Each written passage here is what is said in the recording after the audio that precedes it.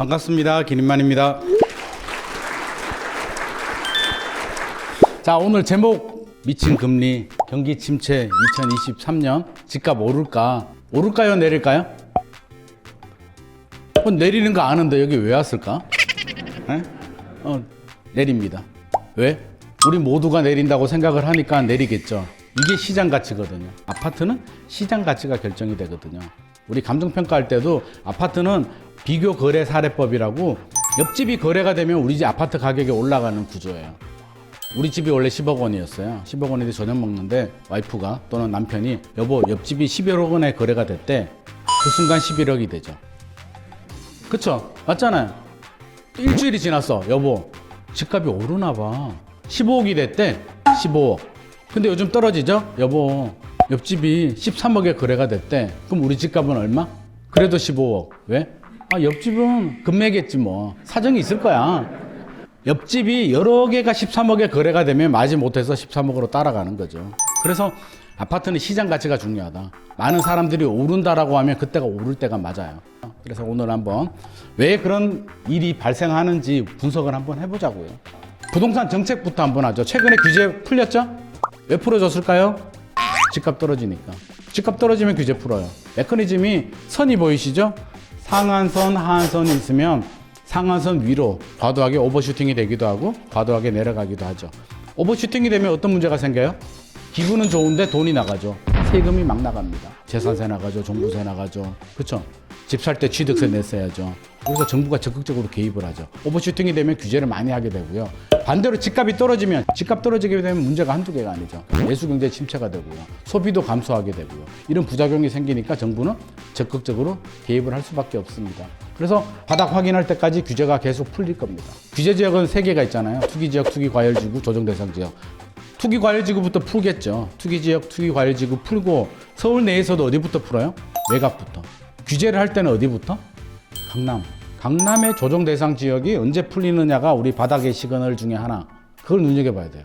강남 조정대상 지역 풀리기 전까지는 우리 바닥 치지 않았습니다. 그런데도 집값이 계속 떨어져. 그러면 아마 내년에 DSR 풀 거고요. DSR 풀어줘도 안 되면 뭐 나와요? 양도세 특례. 5년간 양도세 면제 나온단 말이에요. 이거 나오면 정부가 할 수 있는 카드가 이제 더 이상 없어요. 양도세 특례 나오면 그때는 그냥 들어가셔야 돼요. 저는 절대 다주택자 뭐 투기하라는 말은 안 하는데 그럴 때는 좀 공격적으로 하셔도 된다는 거죠. 양도세 특례 나올 때. 그게 부동산 바닥 시그널 두 번째입니다. 지금 금리가 가장 변수죠? 금리 때문에 집값 잡혔다라고 하는데요. 사실은 금리 때문에 잡힌 게 아니고요. 그냥 트리거 역할을 했는 거예요. 떨어질 때가 됐는데 금리 인상이 되니까 트리거 역할을 했던 거고요. 두 번째는 지금 금리에 우리가 취약한 구조예요. 2006년도, 2007년도에 마포 34평 아파트가 한 5억, 6억 정도 였거든요. 지금 몇 억이에요? 마포에? 15억, 20억 하잖아요. 그때 대출을 50% 받았으면 3억 정도. 지금은 15억짜리 50% 받으면 대출 7, 8억씩 받잖아요. 10년, 15년 만에 우리 소득 몇 배 올랐어요? 10년 동안 3배 올랐나요? 그러니까 소득 대비 집값이 많이 올랐단 말이에요. 지금 감당할 수 없는 수준까지. 세 번째 가장 문제. 최근에 전세 가격이 떨어지잖아요. 전세는 안 떨어짐에도 불구하고 떨어져. 최근에. 왜?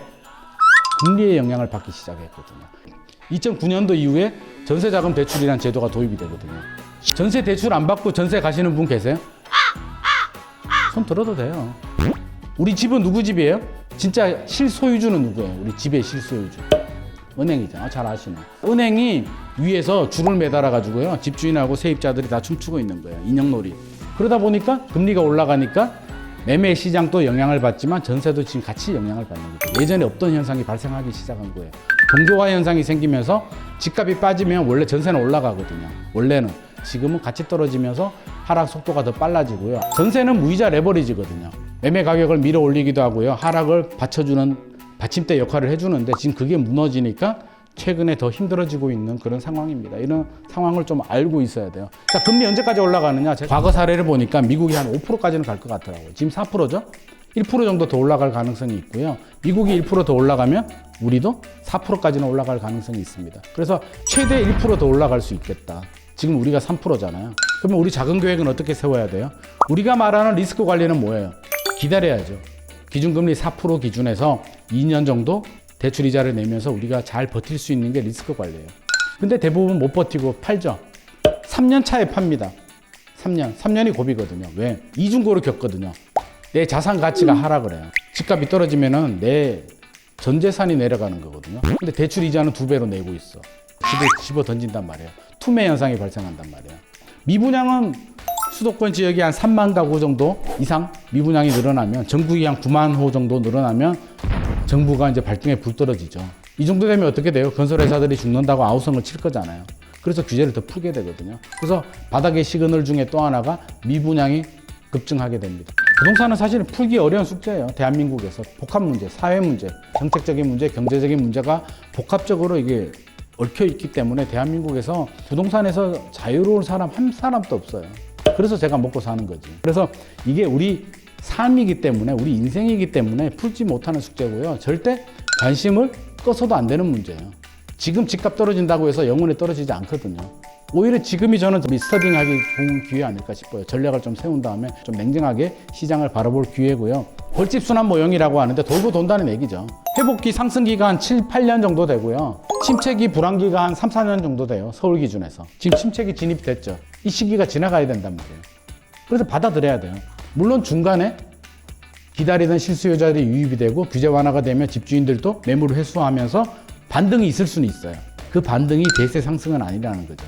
수요자들이 계속 유입이 되진 않거든요. 반등하다가 수요자들이 유입되지 않으면 또 떨어졌다가 또 반등하다가 떨어지다가 한 3년 정도 가면은 바닥 찍고 이제 다시 대세 상승이 되는 거거든요. 그래서 이런 메커니즘을 우리가 좀 알고 있어야 되고, 4번의 하락이 있었거든요. 서울 같은 경우에 최근에. 그 1기 신도시 공급하고 8년 정도 집값이 떨어졌고요. IMF 때 2차 하락이 있었고요. 그 다음 김대중 정부 때 규제 풀어주면서 오르다가 글로벌 금융위기 때 3차 하락이 있었고, 12년도에 크게 떨어졌다가 최근에 다시 왔죠. 그때만 하더라도 얼마나 무서웠냐면 2012년도에 대포주공이 5억 7천 갔다고 했잖아요. 속도가 얼마나 빠르냐면 2010년도에 11억 했었거든요. 11년도에 8억 2천까지 떨어지더라고요. 저는 그때가 바닥인 줄 알았거든요. 제 손님들한테 사라고 했어요. 바닥 가까이 왔다고 사라고 했는데 2012년도 되니까 5억 7천까지 빠지더라고요. 제가 그때 심각하게 고민했어요. 이민 가야 되나?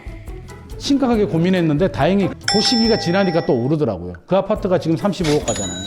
그래서 그때를 잘 넘겨야 되는데 못 기다린 사람들은 그때 투매로 던졌어요. 진짜 운 좋은 사람이 누군 줄 알아요? 투매로 던졌는데 집이 안 팔려. 안 팔려가지고 전세로 돌렸는데 다음에 집값이 올라. 그게 부동산의 장점이죠. 황금성이 낮다. 팔고 싶은데 안 팔. 주식은 왜 우리가 실패하는 줄 알아요? 클릭했는데 팔렸어. 하루에 마음이 10번씩 왔다 갔다 하잖아요. 클릭 누르고 화장실 갔다 오면 마음이 바뀌거든요. 아니야, 더 기다려야겠어. 보면 이미 팔렸어. 그래서 주식은 사실 돈 벌기가 굉장히 어려운데 부동산은 내놔도 안 팔리거든요. 그래서 가지고 가다가 돈 많이 벌죠. 엄격결에. 원래 부동산은 그런 거예요. 그게 부동산의 장점이에요. 장기 보유해야 되고요. 꼭지 패닉 바잉 현상이 생기고요. 중심지에서 외곽으로 상승이 생기고 외곽 지역들 급등하고 위험 회피 중에서 보수적인 성향 분들이 집을 사기 시작하죠. 저는 4번째가 제일 중요하다고 보는데, 주변에 친구들 중에 꼭 그런 분이 있어. 대출 받는 거 죽도록 싫어하고요. 집 사라 그래도 안 사는 분들이 있어. 있죠? 그런 사람이 집 사면 꼭지예요. 친구 중에 10년 동안 집을 안 산 친구가 있는데 이번에 집을 샀대. 그런 친구 있으면 어떻게 해야 돼요? 친구야 너무 축하해. 잘 됐어. 막 이러면서 속으로는 내 집 빨리 팔아야겠다. 이건 꼭지네? 그러니까 주변에 그런 분들이 집을 사기 시작하면 기다리다가 마지막에 막차 탄 거예요. 그래서 이런 현상들이 생기고요. 반대로 이제 저점의 시그널들은, 저점은 제가 앞서서 설명드렸듯이 강남 조정 대상 지역으로 풀리느냐, 양도세 특례 나오느냐, 특례 나오면 무조건 들어가야 되고요. 고점 대비 30에서 50% 정도 떨어지느냐, 패닉 셀링 현상이 생기느냐, 미분양이 급증하고 분양권 중에서 마이너스 피가 나옵니다. 마이너스 프리미엄. 계약금 포기하거나 손해보고 파는 물건들. 특히 신도시 같은 경우에.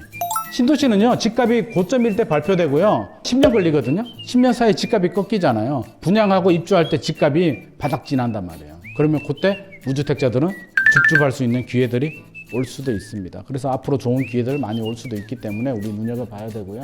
요거는 제가 중요하죠. 집값 폭락하면 어떻게 하느냐. 많은 분들이 걱정하잖아요. 집값 폭락하면 어떻게 할까? 두려워요. 떨어지면 사야지 하는데 막상 떨어지는 칼날 못 잡죠?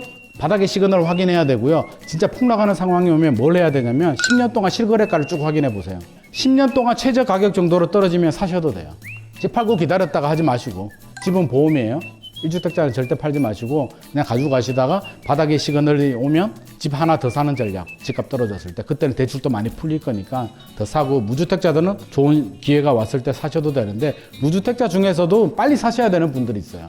자녀 교육이나 뭐 결혼이나 부모님 복양 때문에. 그런 분들은 나 바닥까지 못 기다리겠어 라고 하시는 분들은 적어도 금리 인상이 멈추고 서울이 규제 지역 정도 풀리고, 그렇죠? 고점 대비 한 20% 정도 떨어지는 수준에서 들어가세요.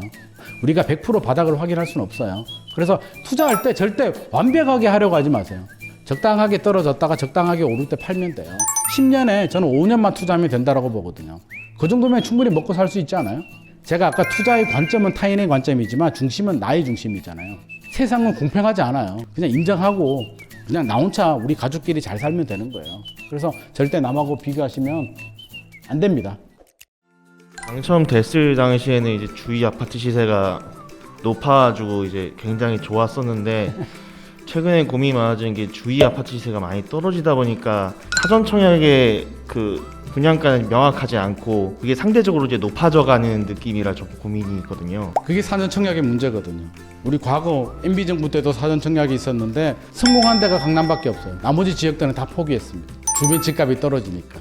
이번에도 저는 그럴 거라고 봅니다. 사전 청약이 아랫돌 빼서 먼저 주는 기회거든요. 근데 사실 분양가도 애매해가지고 지금 분위기라면 더 떨어질 수도 있어요. 아직 본청약 안 하셨잖아요. 내후년에 본청약입니다. 그러니까 아직까지 기다렸다가 본청약 시기에 답 안 나오면 포기하셔도 돼요.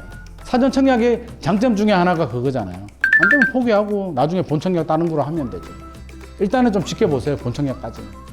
네, 지금 저점 시그널까지는 아직 안 하셨다고 말씀하셨고, 네. 만약에 다주택자라고 한다면 지금 하나를 매도를 하고 저점 시그널이 왔을 때 다시 또 구매를 하는 게 나을까요? 아니면 그냥 장기적으로 쭉 버티는 게 나을까요? 다주택이라고 이제 리스크 관리에 따라 다른데요. 팔더라도 지금은 팔지 마시고요. 제가 아까 반등이 온다라고 했잖아요. 팔더라도 반등이 올 때 파셔야 되고요.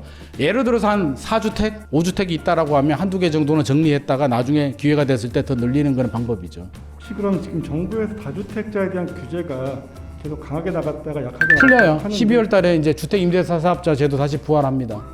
그럼 이제 보유세나 재산세나 종부세에 대한 것도 같이 내려갑니다. 네, 감사합니다. 네. 네, 소장님께 뜨거운 박수 부탁드릴게요. 너무 고생 많으셨습니다. 나중에 궁금한 거 있으면 고민이 머니로 많이 질문 주시기 바랍니다.